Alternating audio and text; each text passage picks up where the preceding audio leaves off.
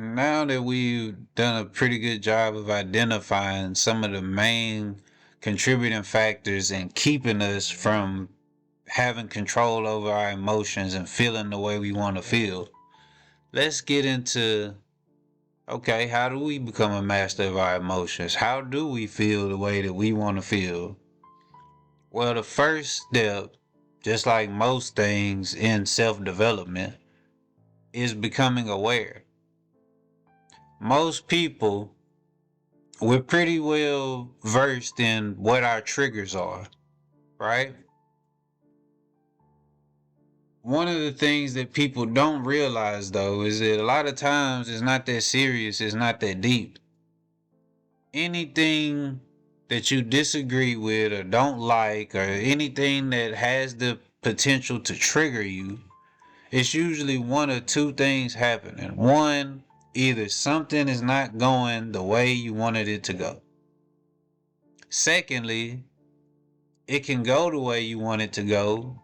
It just didn't happen in the way that you wanted it to happen. Both of those are very easy to deal with, easy to conceptualize. Neither one of them seem that deep. So, with that mindset moving forward, we need to identify what it is about our triggers that makes them our triggers. Whenever something triggers you and it makes you upset, it makes you annoyed, it makes you frustrated, whatever it is, you have to spend time with yourself understanding why this triggers you. What is it about this that you don't like? What is it about the way that it's happening that you don't like? That's the first step, the very first step. And I advise anybody, do not try to work on these things in the environment that's triggering you. That's just,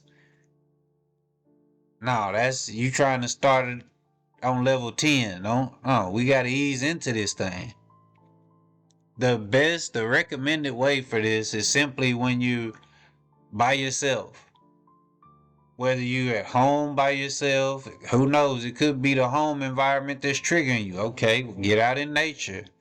Go for a car ride. Go for a bike ride. Go for a light walk. Whatever it is, get by yourself and simply think on these things. Think deeply on these things. And be honest with yourself about why do these things trigger me? Why do these things upset me? Is it really that serious? Is it really that deep? That's the first step. After you've identified what triggers you and why it triggers you, the next thing you need to do is find a different way to conceptualize the trigger. It's important to conceptualize these things in a way that's more manageable for our brain to deal with.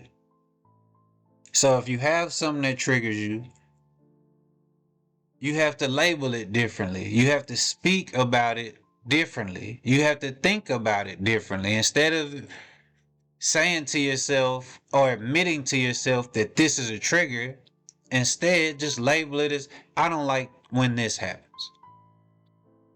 I don't like that. That seems a lot more manageable than this triggers me. This is gonna set me off. Don't do it. You're just giving away all your power and your self-control in that statement. Remember what we said earlier about the child and the way that they're framing things in their brain is what causes them to speak a certain way. It's no different when you're an adult. We have to frame these things in a more manageable way. We have to frame these things as something that not only we have the power to overcome, but that we're going to overcome. And simply keep continuing to label something. This is my trigger. This is going to set me off. This is going to piss me off. This is going to. No. Because that speaks to an emotional investment within that trigger. It's like no matter what happens, I can't help but to feel this way. Oh, yes, you can. Yes, you can. And you're going to get there easier by conceptualizing it in a more manageable way. Simply saying, I don't like when this happens, that's just like a matter of fact statement.